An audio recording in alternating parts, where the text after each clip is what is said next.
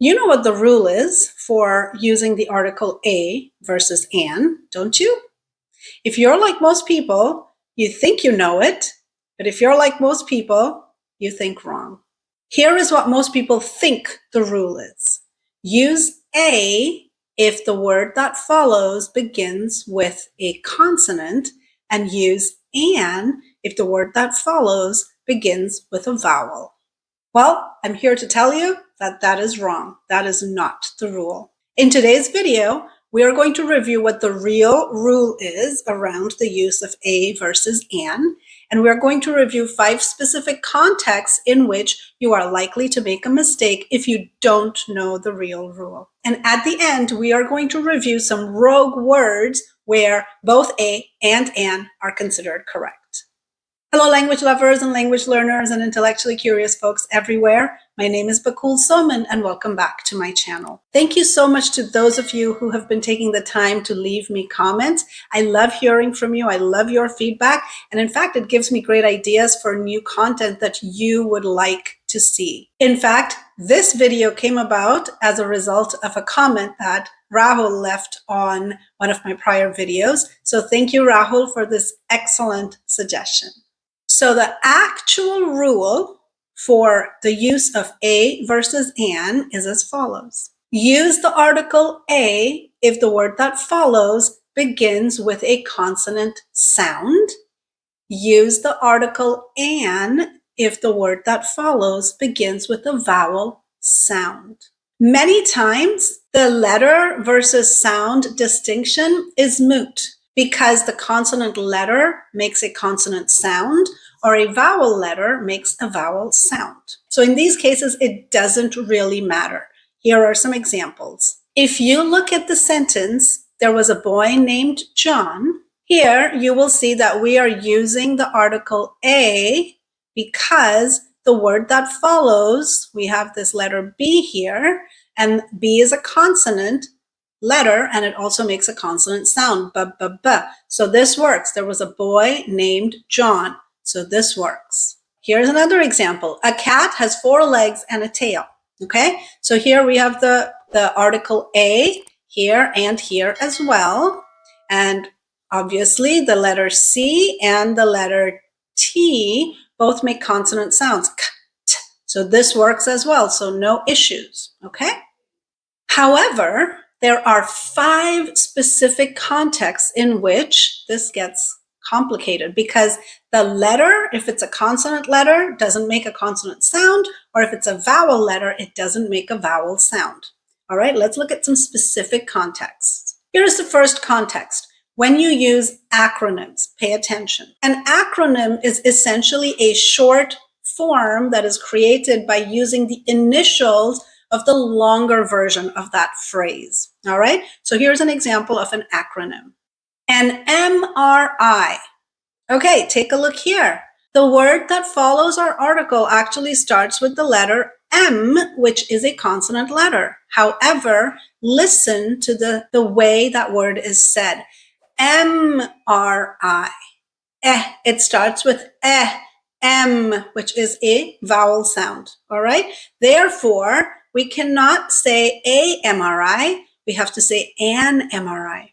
And the whole reason we have this a and distinction is to make speaking easier. Saying 2 vowels close to each other with a break in between is actually harder. So saying a MRI, it's harder because you have to say a, pause, and then start speaking again with the M. Okay? An MRI, it just flows because the N blends into the vowel that comes after. An MRI, it flows together beautifully. A MRI sounds very stilted.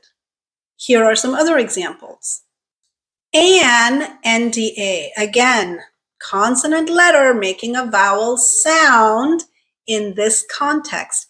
NDA, so we use an, not a. An SAT score, same thing. A US company. Here, it's the opposite. We have a word that starts, or an acronym that starts with the letter U, which is a vowel. However, it doesn't make a vowel sound. Listen, US, yeah, US. Okay, it's starting with a consonant sound, So we use a, not an. Here is another example, an FBI agent.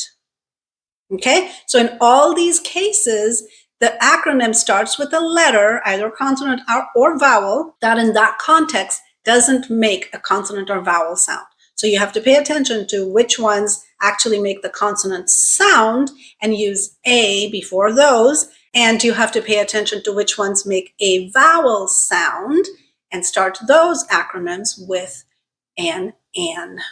The second context is words that start with the letter U, okay? Because the U can make different sounds in different contexts. Here are some examples. Let's take a look at this sentence. It was an unusual request, okay? Here we have the word unusual. Starts with a vowel sound, so we are using an. Okay, it was an unusual request. Again, allows it to flow better with the an as opposed to an a. What about this sentence though? He bought a uniform. All right, here we have another word that starts with a U, which is a vowel, but doesn't make a vowel sound. Listen, uniform, yeah. Again, it has a consonant sound. Hence, we use a, not an. So it was an unusual request. He bought a uniform. The third context are words that start with an O. This doesn't happen as often, but let me show you an example where it does happen. Okay? So first, let's see where the O behaves like a good vowel and makes a vowel sound. An onion is a vegetable. All right, so here we have the word onion starting with an O, and like a good vowel, it says which is a vowel sound, so we go with an. All right, but look at this example. It is a one-man show. All right, here, this starts with an O, but listen to the sound. One man. All right, not a vowel sound. One man, wah, consonant sound. So we go with an A. Okay, so an onion is a vegetable. It is a one-man show. The fourth context is when you're referring to certain letter names. Let me give you an actual example. Here, we're saying fan starts with an F. Okay, all right, this is just the name of the letter F. Listen to the sound. Starts with the vowel sound. Therefore, we go with an. Fan starts with an F, not fan starts with a F. Here are some more examples. Leg starts with an L. An L. Man starts with an M. There are some other letters as well, so when you're referring to letters, pay attention. What is the sound the name of the letter makes? F is the name of the letter that makes the sound F, right? L is the name of the letter that makes the sound L. So pay attention to the sound at the beginning of the name of the letter.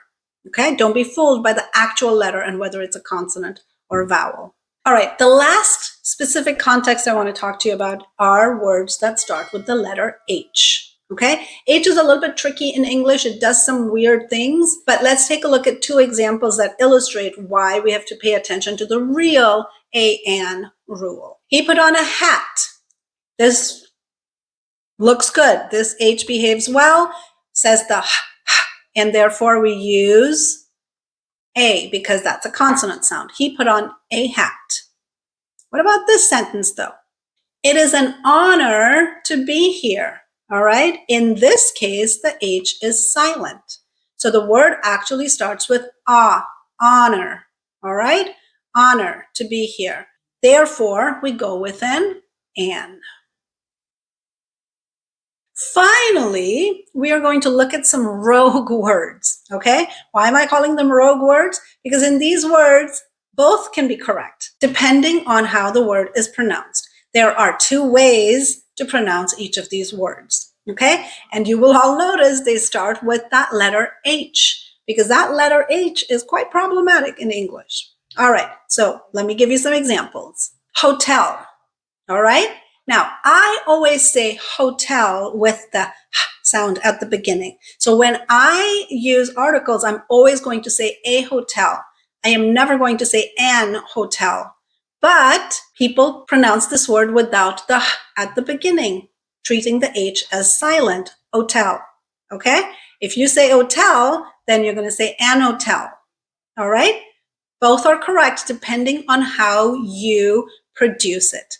Okay, a long time ago, many more words that started with an H were silent. For example, the word 100 was silent.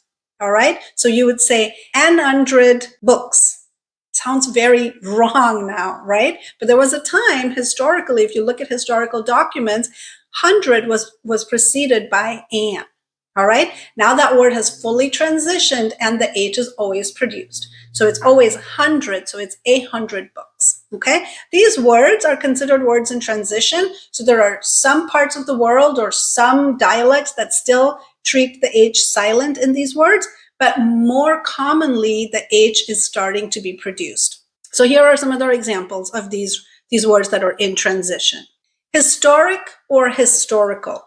Okay, again, I always use historic, historical, so I'm always going to use a for these. But a lot of people say it's an historic event, an historical fact. So depending on where you live and where your dialect is in that transition, you could use a or an, and they're both considered correct. Horrific. Again, I always pronounce it with the h, so I always say a horrific event, but an horrific event is also considered correct, if that's how you pronounce it. The last example I want to share is the word herb, okay? Now, when I was growing up in India, I always used to say herb. I think a lot of people in Britain and probably a lot of ex-British colonies still say this word with a h, okay? Herb. So if you say herb, you're going to say a herbal tea. But I've lived in the United States for over 3 decades, and I have started saying herb. That sounds more natural to me now after spending decades here. All right. So now I will say an herbal tea. That just sounds right to my ears. That's just because that's how I have started pronouncing that word, and that's how most people around me pronounce that word. But again, a herbal tea is fine, and herbal tea is fine. All right, that is it for this video. As always, I hope you found something interesting, you learned something new.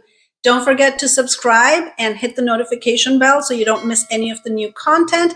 And please take a moment to leave me comments because I love hearing from you. It allows me to engage with you and respond and make the kind of content that you want to see. So thank you for taking the time to watch. I will see you next time.